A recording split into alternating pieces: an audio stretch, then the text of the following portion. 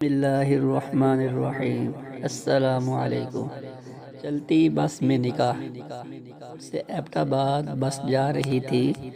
جب bus station سے چل پڑی تو فرنٹ سیٹ پر بیٹھے ایک بزرگ جو بہت اچھے کپڑے پہنے ہوئے تھے کھڑے ہو گئے۔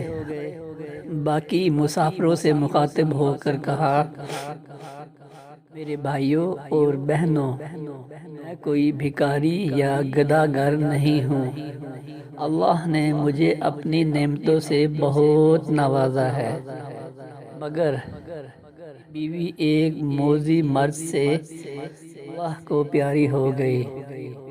دن گزرے، میری فیکٹری میں آگ لگ گئی۔ میں درآمد اور برآمد کا کاروبار کرتا ہوں۔ میرا تیار شدہ سارا مال جل کر خاکستر ہو گیا۔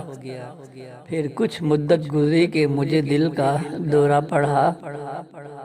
رشتہ داروں نے جب یہ محسوس کیا کہ اس کے برے دن آنے لگے ہیں، انہوں نے ہم سب سے رابطہ منقطع کر لیا۔ ڈاکٹروں نے میرے بچے کی ضمانت کم ہی دی، بچنے کی ضمانت کم ہی دی۔ میری یہ جوان بیٹی ہے، اسے کوئی وارث نہیں رہے گا۔ کوئی اس کے دامن عصمت کو تار نہ کرے، یہی غم زیادہ کھائے جا رہا ہے۔ اور اس شخص کی ہچکی بند ہو گئی۔ یہ جوان سال لڑکی جو پاس میں بیٹھی تھی اٹھی اور باپ کو سہارا دے کر سیٹ پر بٹھا دیا۔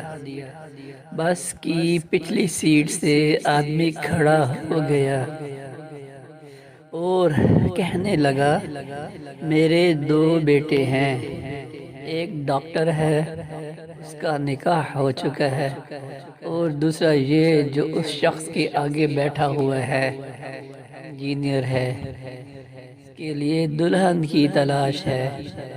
میں اس بزرگ سے درخواست کرتا ہوں کہ یہ اپنی بیٹی کا نکاح میرے اس بیٹے سے کر دے۔ میں وعدہ کرتا ہوں کہ اس بچی کو کبھی باپ کی کمی محسوس نہیں ہونے دوں گا۔ لڑکا کھڑا ہو گیا، کہا، مجھے رشتہ قبول ہے۔ بس میں موجود ایک مولوی صاحب کھڑے ہو کر کہنے لگے، سفر بہت مبارک سفر ہے۔ نکاح جیسا مقدس عمل ہو جائے وہ بھی سفر میں، اس سے اچھی بات کیا ہوگی؟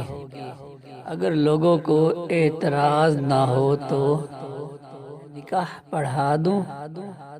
سب کہنے لگے، ماشاءاللہ، سبحان اللہ، الحمدللہ، وغیرہ وغیرہ، اور مولوی صاحب نے نکاح پڑھا دیا۔ ایک اور صاحب کھڑے ہو گئے اور کہنے لگے، میں چھٹی پہ جا رہا تھا اپنے گھر والوں کے لیے لڈو لے کر، مگر اس مبارک عمل کو دیکھ کر سمجھتا ہوں کہ لڈو ادھر ہی تقسیم کر دے۔ اس نے دلہن کے باپ سے مخاطب ہوتے ہوئے، دلہن کے باپ نے ڈرائیور سے کہا، ڈرائیور میاں، 5 منٹ کسی جگہ بس روک دینا تاکہ سب مل کر منہ میٹھا کر لیں۔ ڈرائیور نے کہا، ٹھیک ہے بزرگوں۔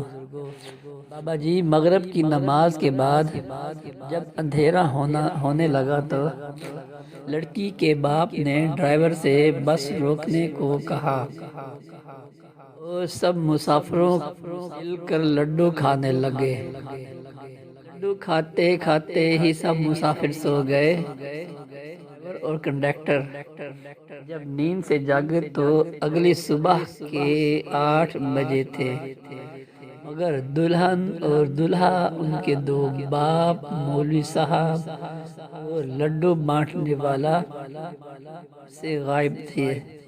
اتنا ہی نہیں بلکہ کسی مسافر کے پاس گھڑی، نہ چین، نہ پیسے کہ کچھ بھی نہیں تھا۔ ان کو یہ 6 ممبر کا گروپ